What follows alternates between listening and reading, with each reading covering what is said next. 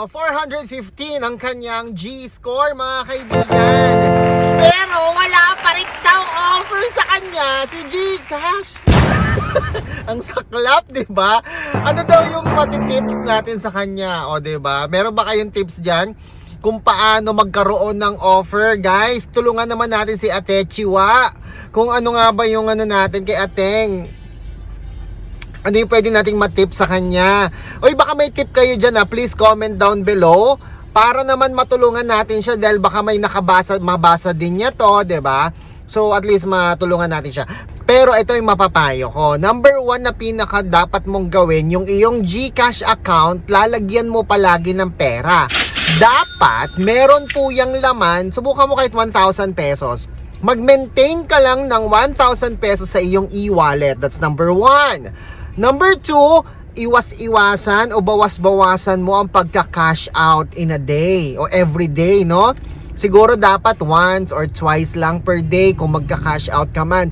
Kasi the more na nagka-cash out tayo, bumababa din yung G-score niyan, di ba? Ang pinakamaganda talaga yung number 1, mag-maintain ka ng average daily balance wallet mo. Huwag mong withdrawin. Number 2, syempre gamitin mo anong palagi, iwasan mo yung cash out. And number 3, i-avail mo yung yung mga G-Save. Alam mo kung mag-G-Save ka, guys, ang pinaka the best for me yung G-Save by CIMB. Alam mo kung bakit? Mag-save ka dyan kahit 50 pesos. Pwede yata 50 doon, kahit yata 100 Pwede po doon. Mag-G-Save ka. Kasi the more na tumataas yung G-Save mo sa CIMB, napipick up po ito ni G-Credit. Tataas ang G-Credit mo, maniwala ka sa akin. Marami dito marami dito na ang taas na ng G-score nila pero wala pa rin silang G-Credit o kaya naman ay napakababa ng kanilang G-Credit. Tinatanong nga nila ako paano pataasin yung G-Credit? Nasa 700 na yung G-score ko. Sabi ko sa kanila, mag-G-Save kayo sa CIMB, pataasin nyo 30,000, 50,000. Magugulat ka, tataas ang iyong G-Credit. Alam mo kung bakit? Ang G-Credit kasi funded by CIMB yan.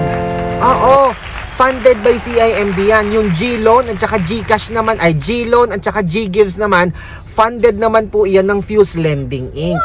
Ngayon, yung Fuse Lending Inc na yan, ang magre-recommend sa kanila kung sino yung mga pauutangin po nila ay si GCash.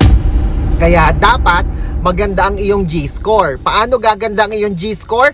Dapat mag-maintain ka ng e-wallet mo na 1,000 pataas. Okay? Tapos lagi mong gagamitin ang bills payment, yung mga yan. Iwasan mo yung cash out, no? Kasi nababawasan yung G-score mo kapag ka nagka-cash out ka, yung send money. Ang madalas mong gamitin, pay bills. Yan. Tapos kung may extra kang pera, halimbawa 500, no? O kaya mayroon din 50 yung G-Funds. Mag-G-Funds ka din. Alam mo, may G-Funds ako, 1,500. Hindi ko ginagalaw yun. May bahala siya doon.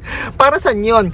Para ma-maintain ko yung yung magandang G-credit, G-score, no? Yung G-score. Para ma-maintain ko. Tapos pag may pera kang extra, alam mo, para sa'yo din yan Pag may extra kang, 500, kargahan mo ulit siya 500. Ganun lang mga kaibigan. Para magka-offer ka, no? Ay, nako, sabi ko sa'yo, effective yan. Subukan mo. Kayo ba, mga kaibigan, may idadagdag po ba kayo? Ladies and gentlemen, meron ba kayong i-G tips naman dyan? Tips naman dyan, please comment down below. Ako po si Chico. Oy, road to 30,000 na po tayo, Sana matulungan na po ninyo ako. And kung okay lang din, paki-like nyo naman po yung video na to kung nagustuhan ninyo, nakarelate po kayo. Okay po ba yon? O sige po, maraming salamat po. Enjoy the rest of the day and God bless po.